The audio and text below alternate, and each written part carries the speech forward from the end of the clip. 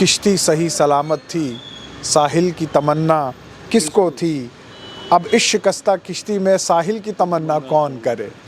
तो आज जो सियासी हालात बने हुए हैं और जिस तरह से जो 4 महीने का सफ़र आपकी जमात का रहा है, उसमें बहुत सारे चेहरे जो है वो जाने लगे हैं, और ख़ासकर वो चेहरे जो गुलाम नबी आज़ाद साहब के बहुत करीबी माना जाते थे। एक जाने और निकालने में फ़र्क है। जाते तो मुझे दुख होता, मगर वो एंटी पार्टी एक्टिविटी के लिए वो समझे कि कांग्रेस है, गुटबाजी यहाँ भी चलेगी, वी कांट अफोर्ड दैट। ताज साहब, जो मौजूदा सूरत हाल बने हुए हैं, जम्मू कश्मीर में इलेक्शंस नहीं हो रहे हैं और एक किस्म के बादल छाए हुए हैं, क्या आपको लगता है कि वक्त आ चुका है जब जम्मू कश्मीर में इलेक्शंस की ज़रूरत है?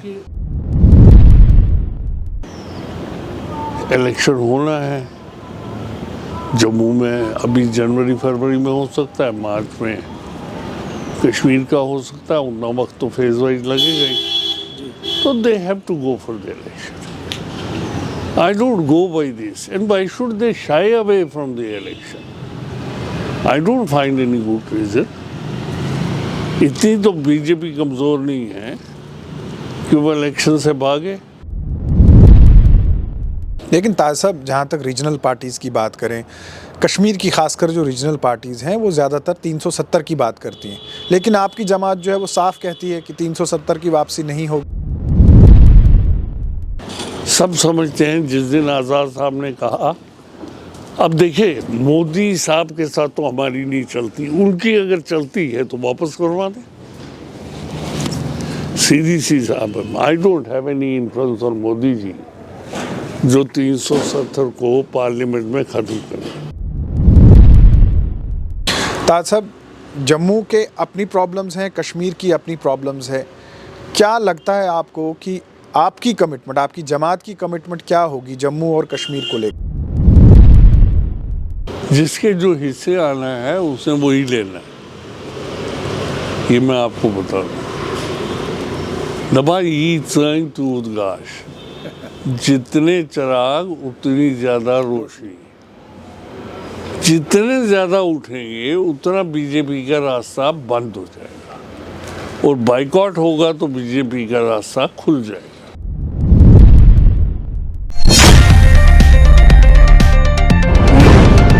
न्यूज़ नाउ देखने वाले सभी दर्शकों का स्वागत है। आप देख रहे हैं स्पॉटलाइट, मैं हूं फ़हीम। प्रोग्राम में आज हमारे साथ हैं ताज महिदीन साहब, जो कि फॉर्मर मिनिस्टर भी हैं और DAP के सीनियर लीडर हैं। 12 साल रियासत जम्मू कश्मीर में मिनिस्टर भी रह चुके हैं और सियासत में एक बड़ा कद। ताज साहब, प्रोग्राम में आपका स्वागत है। ताज साहब, अगस्त 2022 में जब आपने कांग्रेस को खैरबाद कहा था, तो तब आपने अपनी प्रेस कॉन्फ्रेंस में एक शेर से आगाज़ किया था और आपने कहा था कि जब किश्ती सही सलामत थी, साहिल की तमन्ना किसको थी, अब इस शिकस्ता किश्ती में साहिल की तमन्ना कौन करे। तो आज जो सियासी हालात बने हुए हैं और जिस तरह से जो 4 महीने का सफ़र आपकी जमात का रहा है, उसमें बहुत सारे चेहरे जो है वो जाने लगे हैं, और ख़ासकर वो चेहरे जो गुलाम नबी आज़ाद साहब के बहुत करीबी माना जाते थे। तो क्या आज ये शेर आपकी जमात पे भी लागू होगा? नहीं, हमारी जमात पे लागू नहीं होगा। एक जाने और निकालने में फ़र्क है। जाते तो मुझे दुख होता, मगर वो एंटी पार्टी एक्टिविटी के लिए वो समझे कि कांग्रेस है, गुटबाजी यहाँ भी चलेगी, वी कांट अफोर्ड दैट। गुटबाजी वगैरह नहीं चलेगी, वही चलन था जो कांग्रेस का था, जो कांग्रेस को ले डूबा, और आज़ाद साहब के लिए कोई ऑल्टरनेटिव नहीं था कि उनको बाहर का रास्ता दिखाया जाए। So they were expelled. There is lot of difference between expelling and this, with all the risk involved. आप कहोगे जी वो लेते, हमें पता है कितने पानी में कौन है। Mannohar Lal, being found innocent after that, he will be coming back. अच्छा, मतलब हम ये तवक्को रखें कि मनोहर लाल शर्मा की जो है वापसी होगी जल्द? अच्छा, वो बैक चैनल स्टॉक्स चल रही हैं? He will be back. खैर, ये आज का जो प्रोग्राम है ये उस बात के लिए नहीं है, हम एक बड़े पैमाने पर बात करना चाहते हैं। ताज साहब, जो मौजूदा सूरत हाल बने हुए हैं, जम्मू कश्मीर में इलेक्शंस नहीं हो रहे हैं और एक किस्म के बादल छाए हुए हैं, क्या आपको लगता है कि वक्त आ चुका है जब जम्मू कश्मीर में इलेक्शंस की ज़रूरत है? देखिए, इलेक्शन किसी हालत में होंगे, होने भी चाहिए। हर चीज़ का अपना वक्त होता है। डिलिमिटेशन कमीशन की जो फॉर्मेलिटीज थी, उनके आफ्टर मैथ में यानी रिवीजन ऑफ रोल्स, उसमें एडिशन ऑफ 23 तक कर दिया, 1 महीना और ले लिया। मुझे दिखता कि इलेक्शन कमीशन के लिए कोई चारा है। और सबसे बड़ी बात जो है, जो मेरा जहन कहता है, क्योंकि मैं रहा, I have led a delegation to European Parliament, I was in the Geneva जिस वक्त ये थी अटल बिहारी वाजपेयी जी उसके लीडर थे जी। तो I know the international scenario. अब आपने कश्मीर में रखी हुई है one of the panel discussions in Kashmir. I don't think many will attend in absence of A popular government, तो वो तो अटेंड नहीं करेंगे। तो एक अजीब सी बात होगी कि पॉपुलर गवर्नमेंट क्यों नहीं। जी। और दूसरी बात कि इलेक्शन कमीशन के पास जवाब क्या है, जबकि सरकार कह चुकी है कि हालात ठीक है। अब सरकार ये तो नहीं कह सकती कि एकदम हालात खराब हो गए। जी।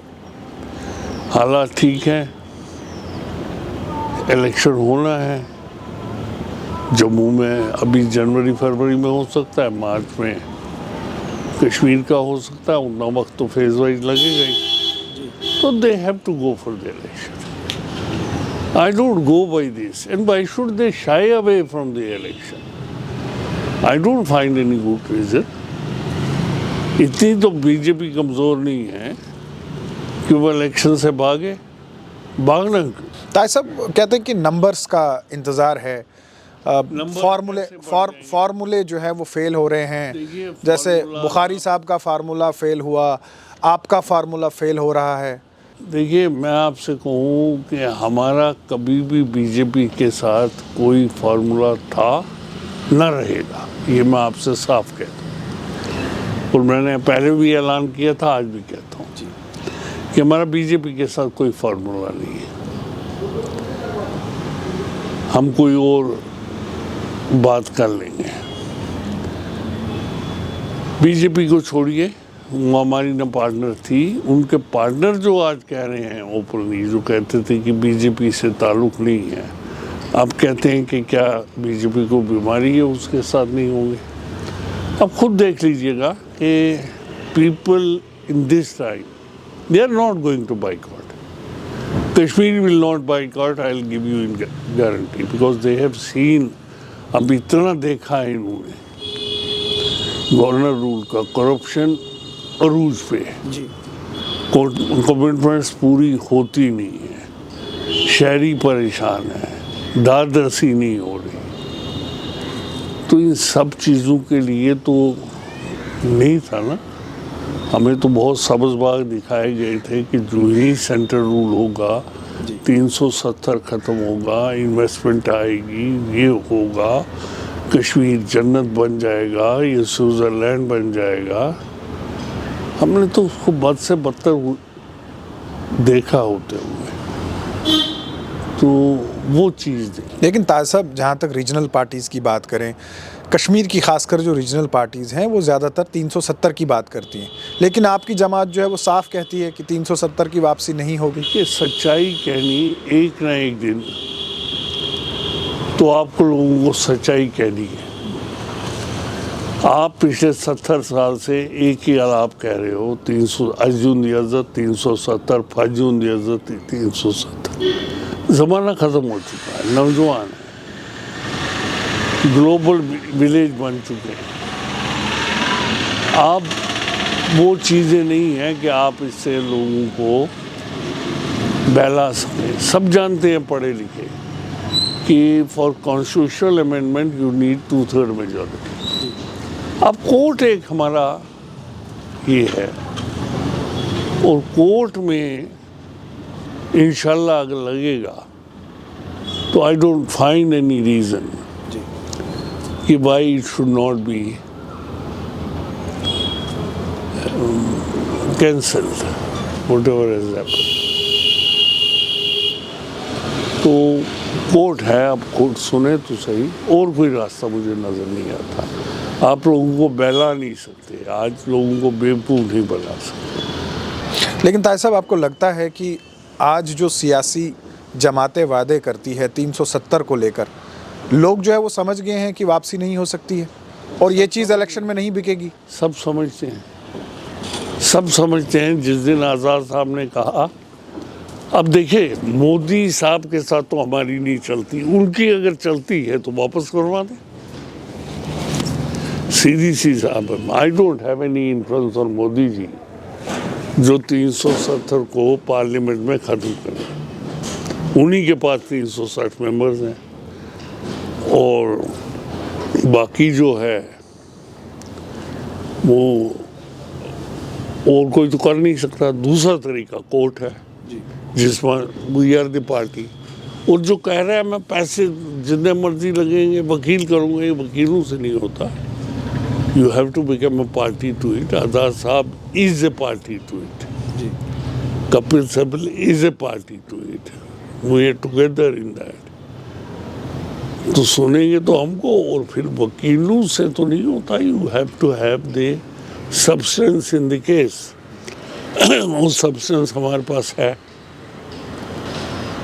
लेकिन आज़ाद साहब का दिल्ली से वापस लौटकर जम्मू कश्मीर में आना, जो पब्लिक नैरेटिव है उसमें ये बताया जाता है, और ख़ासकर जो सियासी नैरेटिव है पॉलिटिकल पार्टीज़ का, कि उनकी नज़दीकी जो है वो प्रधानमंत्री मोदी के साथ बहुत ज़्यादा है, बहुत सारी मेहरबानियाँ उन पे की जा रही है।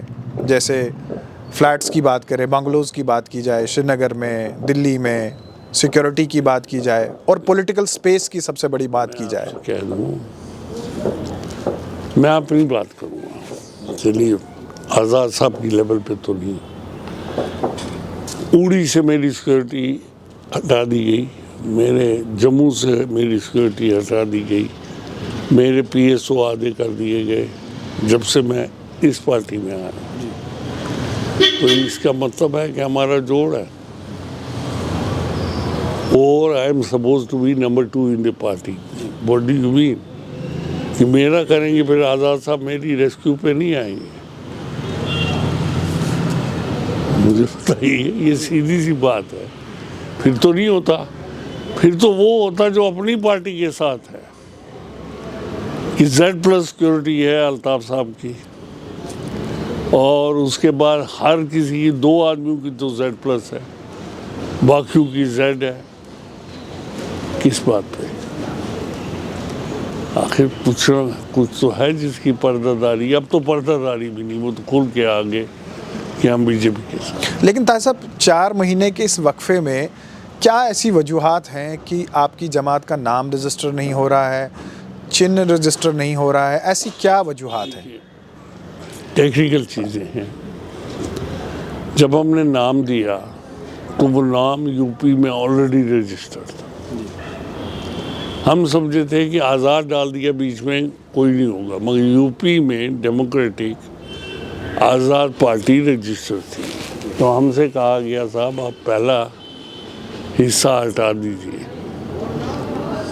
ये बात है। तो 1 महीने के बाद वो पता लगा, जब स्क्रूटनी हुई तो हमें प्रोग्रेसिव का कहा गया। प्रोग्रेसिव के बाद 1 महीना लगता है आपको पब्लिक नोटिस के लिए, वो 26 तारीख को ख़त्म हुआ।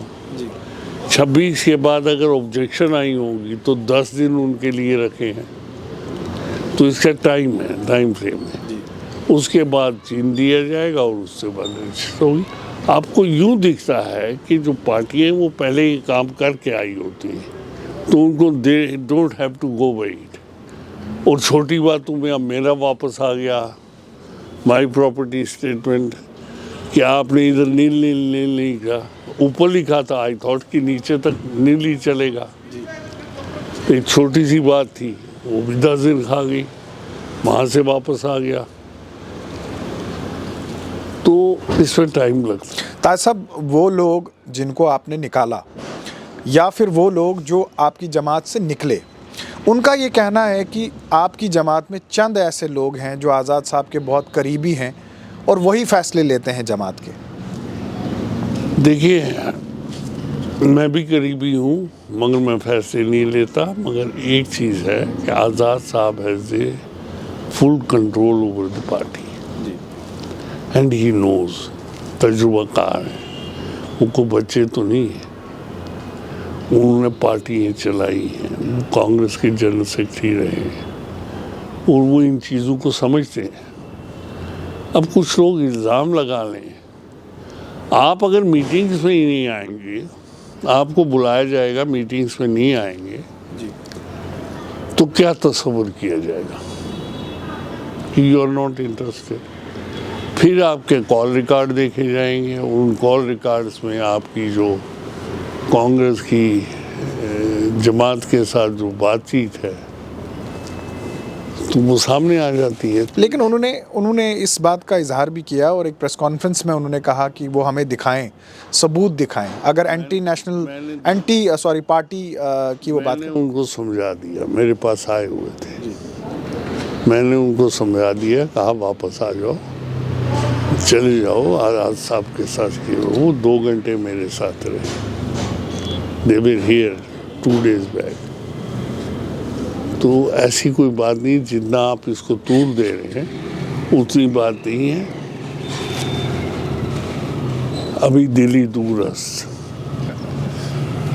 कब जाएंगे, कब करेंगे और फिर क्या मिलेगा उनको तो हमेशा शक की निगाह से देखा जाएगा। ताज साहब, डीएपी को कहाँ देखते हैं आप? क्या फ्यूचर है डीएपी का? यहाँ तो बहुत सारे नई जमातें आई, नए चेहरे आए जो हर किस्म का वादा करते हैं लोगों के साथ। ऐसे में आपके पास अलग क्या है? हमने कोई वादा नहीं किया। हमने क्या वादा किया? हमने जो वादे किए हैं वो पूरे करने जा रहे हैं। हमारा वादा क्या है? नंबर 1 कि रियासत को, जम्मू कश्मीर को रियासत का दर्जा। नंबर 2, ये जो हैं लैंड लॉज, ये बिल्कुल कश्मीर, जम्मू कश्मीर के लोग ही उसके हकदार। नंबर 3, हमने कहा है कि यहीं का बाशिंदा जो है, जो नौजवान है, नौकरियों पे हक। चौथा किया हमने सरबुलंदी, इज्जत और अमन व अमान। यही 4 बातें की है ना, और ये 4 बातें हमें पता है कि कैसे पूरे करने। हमने we have not shown moon to them कि आपको लेके आएंगे। हमारा एजेंडा ही इन 4 चीज़ों पे है और ये 4 चीज़ें किसी ने नहीं कही, हमने कही। अब कोई अडॉप्ट करे तो हम तो नहीं कह सकते किसी को क्यों अडॉप्ट किया। हमारा इससे अलावा एजेंडा नहीं। एंड हमारा ये कहना कि हम इस पे बिल्कुल मुकम्मल कायम है, हमें पता है कानूनी तौर पे ये चीज़ें हम कर सकते हैं। लेकिन ताज साहब, कहाँ देखते हैं अब अपनी जमात को फ्यूचर में? देखिए, जो ओवरवेलमिंग रिस्पॉन्स मैंने कश्मीर में देखा, मैं फ़िलहाल तो मैं कश्मीर का इंचार्ज हूँ, मैं कश्मीर की बात करूँगा, जम्मू की मैं बात नहीं करूँगा। कश्मीर में overwhelming response. There are PhD scholars जो इलेक्शन की तैयारी कर रहे हैं। छोड़िए वो फरसुदा निज़ाम था, वो आते थे, लोग देते थे, इसको पकड़ाते थे, उसको छुड़ाते थे, ऐसे भी हैं। मगर we have the people, young people, Lolab में हमारा अच्छा लड़का काम कर रहा है। और डेडिकेशन देखिए कि वो गया मच्छिल 2 फुट बर्फ में, वो ताजियत पे गया किसी की, 2 फुट बर्फ में, यहाँ तक पानी इसमें। That is appreciable, people appreciate that कि ही केयर्स। तो इस किस्म के लोग हैं जो घर घर जा रहे हैं, जो घर घर जाके रिक्वेस्ट कर रहे हैं, जो जलसे नहीं करते, जो बैंड नहीं बजाते, मगर अंदरूनी तौर पे करते हैं। इसलिए वी आर श्योर कि हम कितनी सीटें ले लेंगे। 8 सीटें हमने रखी हैं, हो सकता है 10 हो जाए कश्मीर से। कश्मीर से तो जम्मू से भी आप एक्सपेक्ट करते हैं अच्छा नंबर? 12-14। तो इसका मतलब आप बड़े कंफर्टेबल होंगे अगर आपको। We are comfortable at this moment and we are sure about it. नहीं, आपका नंबर किसके साथ अच्छा कंफर्टेबल है? आप बीजेपी के साथ जाना चाहेंगे? के साथ हम आप नेशनल कॉन्फ्रेंस के? हम बीजेपी के साथ नहीं जाएंगे। ऑल्टरनेट्स आर ऑलवेज अवेलेबल जी। अब ये नहीं करेंगे कि किसके साथ हमारी ये होगी, वो बीजेपी के साथ नहीं होगी, ये तो कह। अच्छा ताज साहब, जिस तरह से एक एक्सपेरिमेंट किया गया था कश्मीर में, एक PAGD जो कि अम्ब्रेला एमलगम बनाया गया था, तो अगर आज उस एमलगम से आपको दावत मिलती है, क्या आपकी जमात जाएगी? मैं ही उसी जमात में था, मैं आई वॉज रिप्रेजेंटिंग कांग्रेस। और जब उस मीटिंग से निकला तो मैं 6 महीने के लिए हाउस अरेस्ट हुआ। और NDTV वो मेरा फोटोग्राफ 6 महीने लगातार, वो जब भी PAGD की बात आए तो वही दिखाए। तो PAGD was an amalgam of the parties, मगर every party has its own interest. National Conference has its own interest. एक इंटरेस्ट जरूर था सब पार्टीज का मिलके, to keep BJP out and tell people कि don't go for the boycott, let the people vote. इतना ही हमारा जुर्म था जिसमें हम 6 महीने के लिए बंद रहे, और हमारा जुर्म कोई नहीं था। लेकिन ताज साहब, क्या आपको लगता है कि बाकी जो जमातें हैं उनसे डिफरेंट आपका मैंडेट होगा? हमारा डिफरेंट है, हमारा डिफरेंट है क्योंकि तजुर्बाकारी भी एक चीज़ होती है, नए ब्लड को इंडक्ट करना वो भी एक होती है। तो ये मिक्स्ड एक चीज़ है जिसमें तजुर्बा भी है और नौजवान का जज्बा भी है। ये दोनों चीज़ों को मिला के ये पार्टी बनी है। ताज साहब, जम्मू के अपनी प्रॉब्लम्स हैं, कश्मीर की अपनी प्रॉब्लम्स है। क्या लगता है आपको कि आपकी कमिटमेंट, आपकी जमात की कमिटमेंट क्या होगी जम्मू और कश्मीर को लेकर? यही सिर्फ कौन नहीं चाहता कि नौकरी ना लगे? आप मुझे बताइए, कौन नहीं चाहता कि यहाँ के लैंड लॉज जो हैं वो जम्मू कश्मीर के लोगों के हक में ना रहे? आप बताइए। तो इसलिए मुश्तरका एक बनाया हुआ है हमने एजेंडा, जो जम्मू कश्मीर दोनों के लिए। ये नहीं कि जम्मू के लिए अलग एजेंडा है, हिंदू के लिए अलग एजेंडा है, मुस्लिम के लिए अलग agenda. No, we have one agenda which everybody likes. Taj साहब, आपको क्या लगता है आपका सियासी मुखालिफ कश्मीर में सबसे ज़्यादा कौन है? और अक्सर बेशतर हमने देखा है आप सिर्फ बुखारी साहब के खिलाफ जो है वो बात करते हैं, बाकी जमातों के खिलाफ नहीं करते। तो क्या ये कोई जाती रंजिश है या? देखिए, कुछ मजाक है। बुखारी साहब अच्छे बिजनेसमैन हो सकते हैं, अच्छे पॉलिटिशियन हैं। जब जमात बनी तो बुखारी साहब ने पीटना शुरू कर दिया, लिटरली पीटना शुरू कर दिया। हाय बीजेपी की ये टीम आ गई, ये टीम आ गई।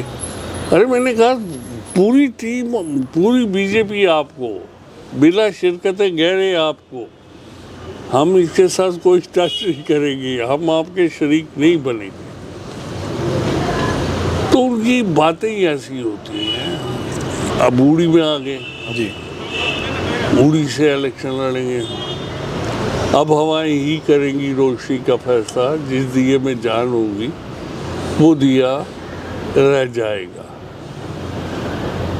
तो उसका उनका अगर वो इलेक्शन मुहिम है और उस तरह इलेक्शन लड़ा जाता है जिस तरह बुखारी साहब उड़ी में इलेक्शन लड़ रहे हैं, तो फिर आप भी एमएलए बन सकते हो, कोई फर्क नहीं है ज़्यादा। दूसरा हिस्सा जो मेरे सवाल का था कि बाकी जमातों के खिलाफ आप कुछ नहीं कहते। देखिए, बुखारी साहब पंगा ही मेरे साथ लेता है। वो जब पंगा लेगा तो नहीं, ये पंगा क्या है जो वो उड़ी से इलेक्शन लड़ रहे हैं? ये गुनाह है उनका? नहीं, कोई गुनाह नहीं। उनका गुनाह सिर्फ इतना है कि वो अपने आप को चीफ मिनिस्टर तस्वुर करते हैं और चीफ मिनिस्टर हैं। जी। मैं आपसे कहूं कि वो किसी चीफ मिनिस्टर से इस वक्त कम नहीं, वो सब करवा लेते हैं जो चीफ मिनिस्टर करता है। यही बात वो आज़ाद साहब के लिए भी कहते हैं। आज़ाद साहब बेचारा तो अपने को सिक्योरिटी नहीं दिला रहा। अमीन भट्ट से पूछे, वो रोता कहता मैं जाऊँ तो कहाँ सिक्योरिटी के बगैर कहाँ जाऊँ। मैं इतना सीनियर मोस्ट जिसकी कभी सिक्योरिटी ली नहीं गई थी जी, मेरी सिक्योरिटी आदि कर दी, तो अब आज़ाद साहब अपनी सिक्योरिटी को रोए या हमारी सिक्योरिटी को रोए? अगर इतना होता तो एक फ़ोन होम मिनिस्टर को और यहाँ नीचे से ऊपर हो जाता। उसके बरक्स साहब बुखारी साहब को बहुत पावरफुल मानते हैं। पावरफुल? बुखारी साहब सियासतदान नहीं है। हाँ, he is all powerful in the government. उनके निजी ताल्लुकात हैं, वो काम करवाते हैं, वो चीफ मिनिस्टर की तरह बिहेव करते हैं, उनकी security is more than that of the chief minister. उनका मकान जो है वो कला बना हुआ है, एक प्लाटून जो है बीएसएफ की है, उसकी बंकर्स लगे हुए हैं। हमें तो जब कैद किया था तब हमारे गेटों पे बंकर लगे थे, उनके तो 24 घंटे बंकर रहते। तो उनका मिजाज अलग है, शाहाना मिजाज है, पैसा बहुत है तो खर्चते हैं। ताई साहब, बिल्कुल आखिर में मुझे बताएं, इस बार के जम्मू कश्मीर के जो असेंबली के इंतखाबात होंगे वो बहुत मुख्तलिफ होंगे, वोट और डिवाइड होगा। आपकी जमात, बुखारी साहब की जमात, चंद और नई जमातें होंगी और ऐसे में जो डिवीज़न ऑफ वोट्स है वो बहुत ज़्यादा होगा। हो जाए, जिसके जो हिस्से आना है उसने वही लेना है, ये मैं आपको बता दूँ। दबाई ईद टू उदगाश, जितने चिराग उतनी ज़्यादा रोशनी। जितने ज़्यादा उठेंगे उतना बीजेपी का रास्ता बंद हो जाएगा और बाइकआउट होगा तो बीजेपी का रास्ता खुल जाएगा। किसी को 5 वोट पे काउंसलर बनते देखा है, हमने देखा है। 3 वोट पे काउंसलर बनते देखा है, वो बाइकआउट की थी। वो हमारी बदकिस्मती है कि हम बाइकआउट कर देते हैं। टाउन में बाइकआउट हुआ, 3 वोट वाला जज गया, एक बीवी ने डाला, एक बच्ची ने डाला, एक खुद वाला जी। ये तो हुआ। तो इलेक्शन है या मजाक है, मुझे समझ नहीं आता। How is he a public representative? He is representative, वो अपने घर का है जो 3 लोगों ने उसको वोट दिया है, और वो भी नेजू के साए तले। तो मैं तो इसको एक फसाद समझता हूँ। आई डोंट गो बाई दैट। हम उड़ी में हमारे 85% होती है। 85% is last election it was 85%। और जब मैं देखता हूँ 5% 4%, तो कहाँ से रिप्रेजेंटेटिव होंगे? आज वो नहीं होगा। आज लोग होशियार हैं, आज लोग समझते हैं। To keep BJP out, they will vote. ताई साहब, आपने हमें वक्त दिया, हमारे प्रोग्राम में हिस्सा लिया, आपका बहुत बहुत शुक्रिया। ये थे जम्मू कश्मीर के सीनियर लीडर डीएपी से ताल्लुक़ रखते हैं और इससे पहले कांग्रेस जमात से जुड़े थे। 12 साल जम्मू कश्मीर में कैबिनेट मिनिस्टर भी रहे हैं और बड़ा सियासी तजुर्बा है ताज मोहिद्दीन साहब का, जिनका ये मानना है कि आने वाले इलेक्शंस में डीएपी यानी जो गुलाम नबी आज़ाद साहब की जमात है उसका एक बड़ा रोल रहेगा। और उनका ये भी मानना है कि ये भारतीय जनता पार्टी के साथ कत्तन नहीं जाएंगे और आने वाला वक्त ये बताएगा कि जिस जमात के पास नंबर्स होंगे उसी के साथ ये जाएंगे। आज के प्रोग्राम में बस इतना ही, इजाज़त दीजिए, आदाब।